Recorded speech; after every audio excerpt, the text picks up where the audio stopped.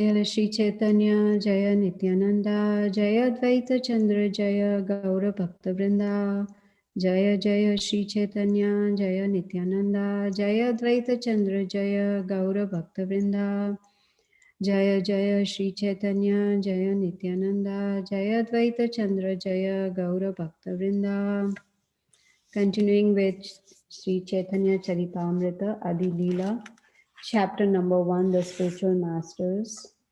Text number 91. Dharma prochita kaitavo atra paramo nirmatsaranam satam vedyam vastavam atra vastu shivadam tapatrayonamulanam Srimad Bhagavate Mahamuni kritikam va parair ishvaraha sadyo hridaya varudhyate atra kritibihi shushubhi stakshanat. Translation and purport by Srila Prabhupada. The great scripture Srimad Bhagavatam, compiled by Mahamuni Vyasadeva from 4 original verses, describes the most elevated and kind-hearted devotees and completely rejects the cheating ways of materially motivated religiosity. It propounds the highest principle of eternal religion, which can factually mitigate the threefold miseries of a living being and award the highest benediction of full prosperity and knowledge. Those willing to hear the message of the scripture in a submissive attitude of service can at once capture the Supreme Lord in their hearts. Therefore, there is no need for any scripture other than Srimad Bhagavatam. Purport by Srila Prabhupada. This verse appears in Srimad Bhagavatam, Canto 1, Chapter 1, Verse 2. The words Mahamuni Krite indicate that Srimad Bhagavatam was compiled by the great sage Vyasadeva, who is sometimes known as Narayana Mahamuni because he is an incarnation of Narayana. Vyasadeva, therefore, is not an ordinary man but is empowered by the Supreme Personality of Godhead. He compiled the beautiful Bhagavatam to narrate some of the pastimes of the Supreme Personality of Godhead and his devotees. In Srimad Bhagavatam, a distinction between real religion and pretentious religion has been clearly made. According to this original and genuine commentation on the Vedanta Sutra, there are numerous pretentious faiths that pass as religion but neglect the real essence of religion. The real religion of a living being is its natural inborn quality, whereas pretentious religion is a form of nescience that artificially covers a living entity's pure consciousness under certain unfavorable conditions. Real religion lies dormant when artificial religion dominates from the mental plane. A living being can awaken this dormant religion by hearing with a pure heart. The path of religion prescribed by Srimad Bhagavatam is different from all forms of imperfect religiosity. Religion can be considered in the following 3 divisions: the path of fruitive work, the path of knowledge and mystic powers, and the path of worship and devotional service. The path of fruitive work, Karmakanda, even when decorated by religious ceremonies meant to elevate one's material condition, is a cheating process because it can never enable one to gain relief from material existence and achieve the highest goal. A living entity perpetually struggles hard to rid himself of the pangs of material existence, but the path of fruitive work leads him to either temporary happiness or temporary distress in material existence. By pious fruitive work, one is placed in a position where he can temporarily feel material happiness, whereas vicious activities lead him to a distressful position of material want and scarcity. However, even if one is put into the most perfect situation of material happiness, he cannot in that way become free from the pangs of birth, death, old age, and disease. A materially happy person is therefore in need of the eternal relief that mundane religiosity in terms of fruitive work can never award. The paths of the cultural of knowledge, Jnana Marg, and of mystic powers, Yoga Marg, are equally hazardous, for one does not know where one will go by following these uncertain methods. An empiric philosopher in search of spiritual knowledge may endeavor most laboriously for many, many births in mental speculation, but unless and until he reaches the stage of the purest quality of goodness, in other words, until he transcends the plane of material speculation, it is not possible for him to know that everything emanates from the personality of Godhead Vasudeva. His attachment to the impersonal feature of the Supreme Lord makes him unfit to rise to that transcendental stage of Vasudeva understanding, and therefore, because of his unclean state of mind, he glides down again into material existence even after having ascended to the highest stage of liberation. This fall down takes place due to his want to a locus standi in the service of the Supreme Lord. As far as the mystic powers of the yogis are concerned, they are also material entanglements on the path of spiritual realization. One German scholar who became a devotee of Godhead in India said that material science had already made laudable progress in duplicating the mystic powers of the yogis. He therefore came to India not to learn the methods of the yogis' mystic powers, but to learn the path of transcendental loving service to the Supreme Lord, as mentioned in the great scripture Srimad Bhagavatam.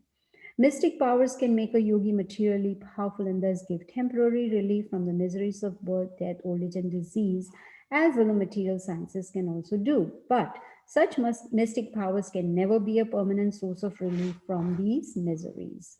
Therefore, according to the Bhagavad school, this path of religiosity is also a method of cheating its followers. In the Bhagavad Gita, it is clearly defined that the most elevated and powerful mystic yogi is one who can constantly think of the Supreme Lord within his heart and engage in the loving service of the Lord. The path of worship of the innumerable devas or administrative demigods is still more hazardous and uncertain than the above mentioned processes of Karmakanda and Jnanakanda. The system of worshipping many gods such as Durga, Shiva, Ganesha, Surya, and the impersonal Vishnu form is accepted by persons who have been blinded by an intense desire for sense gratification. When properly executed in terms of the rites mentioned in the Shastras, which are now very difficult to perform in this age of want and scarcity, such worship can certainly fulfill one's desire for sense gratification. But the success obtained by such methods is certainly transient, and it is suitable only for a less intelligent person. That is the verdict of the Bhagavad Gita. No sane man should be satisfied by such temporary benefits. None of the above mentioned three religious paths can deliver a person from the threefold miseries of material existence, namely, miseries caused by the body and mind, miseries caused by the living entities, and miseries caused by the demigods. The process of religion described in Srimad Bhagavatam, however, is able to give its followers permanent relief from the threefold miseries. The Bhagavatam describes the highest religious form, reinstatement of the living entity in his original position of transcendental loving service to the Supreme Lord, which is free from the infections of desires for sense gratification, fruitive work, and the culture of knowledge with the aim of merging into the absolute to become one with the Supreme Lord. Any process of religiosity based on sense gratification, gross or subtle, must be considered a pretentious religion because it is unable to give perpetual protection to its followers. The word projita is significant. Pra means complete and ujita indicates rejection. Religiosity in the shape of fruitive work is directly a method of gross sense gratification, whereas the process of culturing spiritual knowledge with a view to becoming one with the Absolute is a method of subtle sense gratification. All such pretentious religiosity based on gross or subtle sense gratification is completely rejected in the process of Bhagavad Dharma, or the transcendental religion that is the eternal function of the living being.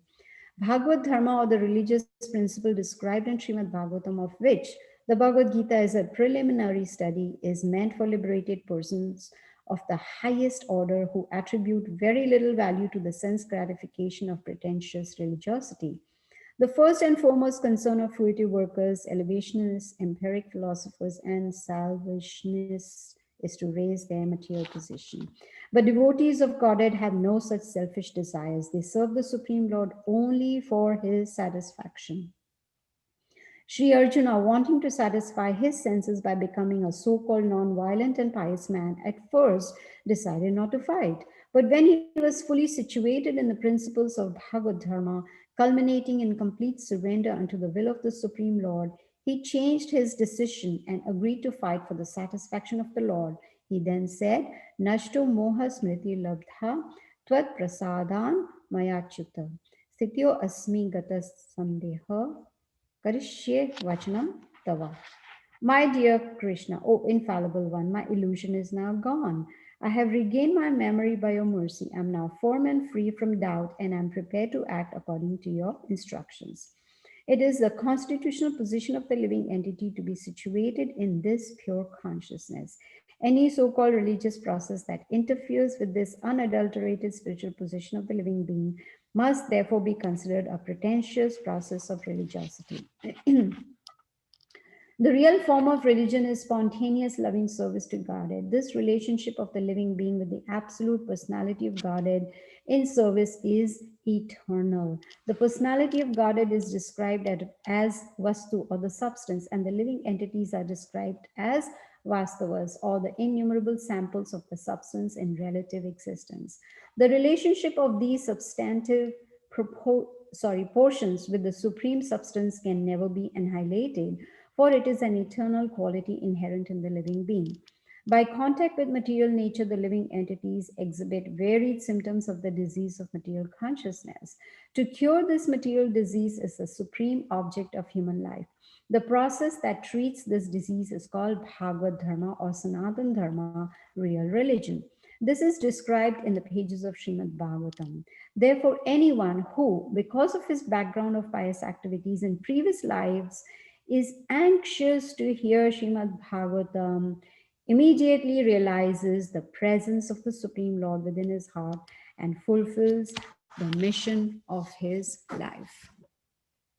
Om Jnanatimirandasya Jnananjana Shalakaya Chakshurunmilitam Yena Tasmai Shri Gurave Namaha. What a beautiful verse with a very elaborate and beautiful purport by Srila Prabhupada. And as Srila Prabhupada mentions in the beginning of the purport, he says this verse, it appears in Srimad Bhagavatam.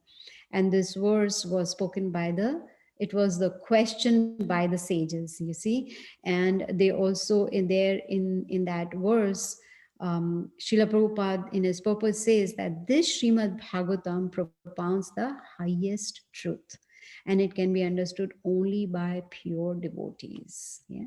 They are the pure devotees, they are not interested in sense gratification. And most importantly, they are non-envious. They don't envy anybody. So such devotees, because of this qualification, they become the well-wishers of everyone. Right? So this Srimad Bhagavatam, it can uproot the threefold miseries of life. And it is compiled by great sage Vyasadeva. And Srimad Bhagavatam, Prabhupada says, is sufficient for self-realization. We don't need anything else. But the qualification is that if one hears the Srimad Bhagavatam attentively and submissively, these are the qualifications. Then what happens? Only then Krishna will be established in the heart. And then, of course, we know that, towards the end of Bhagavad Gita, Krishna tells Arjuna to surrender, right? Sarva dharman parityagya mamekam sharanam vraja. So he talks about surrender. Whereas Srimad Bhagavatam, it begins with surrender to Krishna. That is why Prabhupada mentions first we should learn Bhagavad Gita, then we should go to Srimad Bhagavatam, and then, of course, to Caitanya Caritamrta. So in this today's verse, which is actually from Srimad Bhagavatam, Srila Prabhupada gave a beautiful purport for it was almost 3 pages, right? So what does he say? That this Srimad Bhagavatam is a great scripture, right?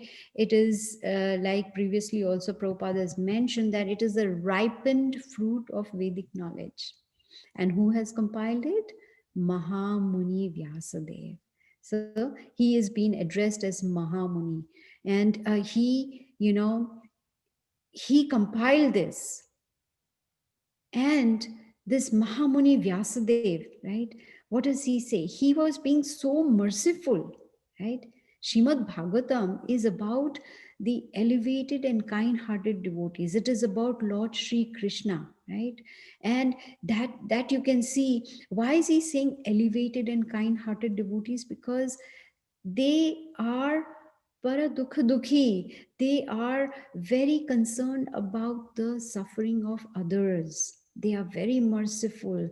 They are only thinking about how can I help others? How can I give them this knowledge so that they can get rid of their threefold miseries? So you see, In fact, we are getting this opportunity next month, which is called Gita Jayanti month, where we have the opportunity to distribute this knowledge to others. Yes, because of the pandemic, it's kind of difficult, to go door to door and, give the Bhagavad Gita to those suffering souls.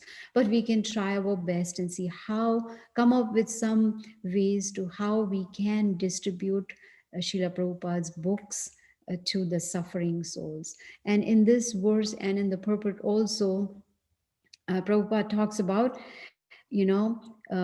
rejecting the cheating ways of materially motivated religiosity. People, like he's talking about, pretentious religion and real religion, right? Even the verse is talking about that. So, Srimad Bhagavatam, it talks about the highest principle of eternal religion, right? We are eternal, we are parts of Krishna is eternal, right? We belong in the spiritual world. So if we are eternal and we belong in that eternal spiritual world, then what is our eternal religion, right? Bhagavad Gita also explains, Srila Prabhupada says dharma. What does dharma means? It means laws of God given in the scriptures, right? So what does eternal religion mean? We need to understand, right? What does eternal religion do actually? What does it do? It removes the miseries, it mitigates the miseries, and it gives the highest benediction, as Srila Prabhupada mentions in his purpose. He says, once we come to that stage, then there's going to be full prosperity and knowledge. And how is that possible? We need to understand what is our real position. Then only we'll be able to free ourselves. But if we want to control, if we want to be the controllers, then we are going to suffer. The only process given to us is through the scriptures and through Srila Prabhupada and through our spiritual master is to serve Krishna and his devotees. When we do that, when we serve Krishna, how do we serve Guru and Krishna? By following the instructions. How do we serve the devotees? Right? We need to understand how we can serve the devotees. Only then we will be able to progress in our spiritual life. Now we know no one prays to the Lord, please give me this misery, please give me that misery. I am only 16 years old, please make me 60 years old. No one prays like that. No one wants miseries at all, right? But they are there. Whether we like it or not, miseries are there. So, important thing is to understand, like Bhagavad Gita says, that this material world is dukhalayam ashashvatam. We need to understand that, right? Yes, it's good to know, but what are we doing to come out of it?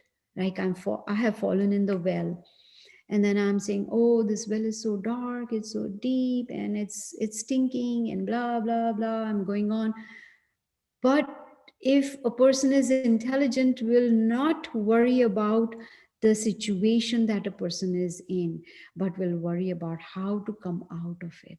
So now that the scriptures have informed us that this place is Dukhalayam Ashashvatam, it is a place of misery, then we need to understand how are we have to plan on how we are going to come out of this miserable condition, right? So there, here, as we heard in the purport, Srila Prabhupada says, even the Srimad Bhagavatam verse, which is there in first canto, chapter 1, text 2, says that there are qualifications for hearing Srimad Bhagavatam.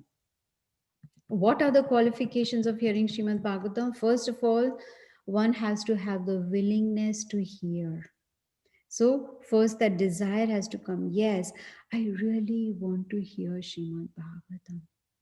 And then the second thing is, it has to be in a submissive attitude of service. It's not like, let me see what's in Srimad Bhagavatam. Let me see what Vyasadeva has to say. No, it has to be a submissive attitude of service. Only then, as it is mentioned in Prabhupada Srila Prabhupada's days, only then one can capture Krishna in the heart. And there is no need for any other scripture. But there has to be that enthusiasm to hear. One has to be anxious to hear. Prabhupada says the process is simple, but the application is difficult. That is why people say, not people, but devotees, they say, yes, I know chanting is the only way, and I'm trying to chant, but it is so difficult to be attentive in chanting. The mind keeps going here and there and everywhere. And Prabhupada says, yes, it's very simple to chant, but to put it in application, attentive chanting is difficult. So we have to keep trying, keep trying, keep trying with sincerity and seriousness that, yes, this is the way, right? So here in the verse, and all, of course, Prabhupada also explains in the purport that the words Mahamuni Krite is indicated, right? It's indicated that Mahamuni Vyasadeva has compiled this Srimad Bhagavatam. Who is he? He's an incarnation of Narayana. That's why he's also addressed as Narayana Mahamuni. Mahamuni Narayana, right? He's not an ordinary person. He's empowered by Krishna. And why did he compile Srimad Bhagavatam? Because his spiritual master Narad Muni guided him and told him that you need to explain the pastimes of Krishna and his devotees, right?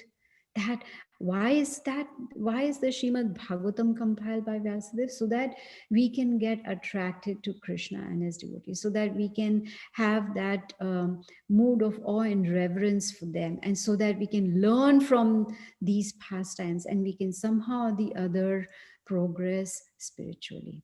Now, in the purport, of course, it was a very, very long purport, and I made a summary of it. And I hope I'll be able to finish it by 9 o'clock. But Srila Prabhupada, he talks about pretentious faiths, right? Pretentious faiths that pass as religion.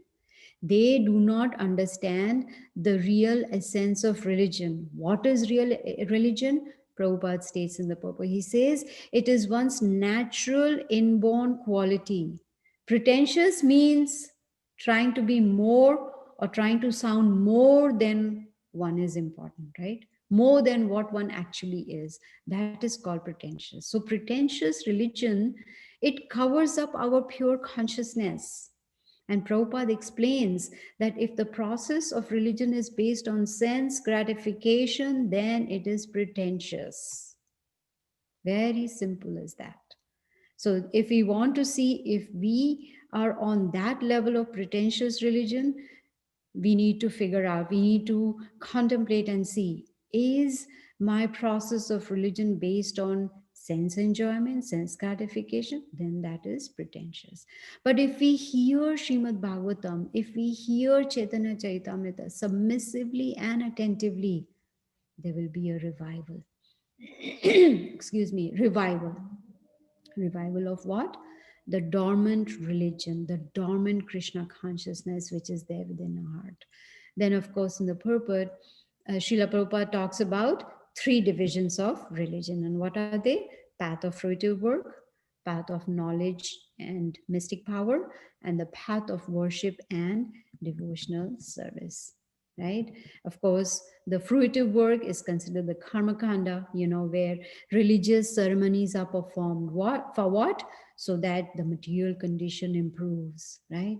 This is like a business deal with the Supreme Lord. That is a cheating process. Why? Because we cannot achieve the highest goal.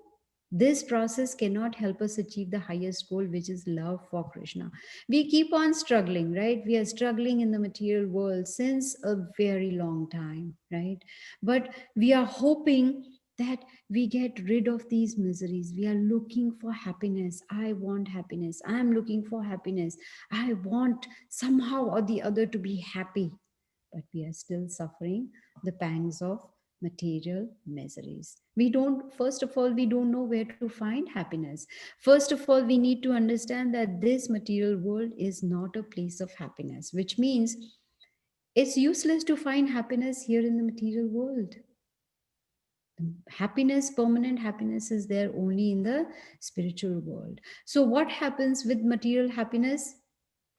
It makes us happy for some time, and at that time we forget suffering. Why? Because happiness is there, but suffering is still there. For instance, like right now I'm in that category of old age, right? So if I get some temporary happiness, I forget that I am so old.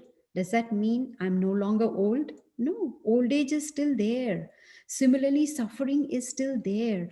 Maybe that temporary happiness is making us forget that suffering for the time being, but suffering still is there. So, what about the pious fruitive activity? That also gives us temporary happiness, right?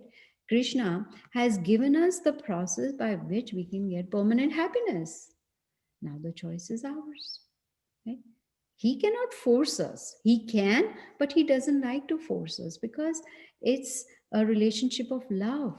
There is no force in the relationship of love. So he's giving us a choice. Okay, I'm telling you, material world is dukhalem. I'm telling you, there is Maya. I'm telling you, there are threefold miseries over here in this material world. Now, I'm also telling you that there is a place, my abode, eternal abode, where there is no misery. Now, choice is yours, right? The choice is ours. We have to choose what do we want to do. So let's say if I get some happiness for love, how long is it going to last? Just for a short time. I cannot escape. We all cannot escape birth, disease, old age, and death. We cannot. But if we want to come out of this cycle of birth and death, then the only option is to go to that eternal abode, which is back to Godhead.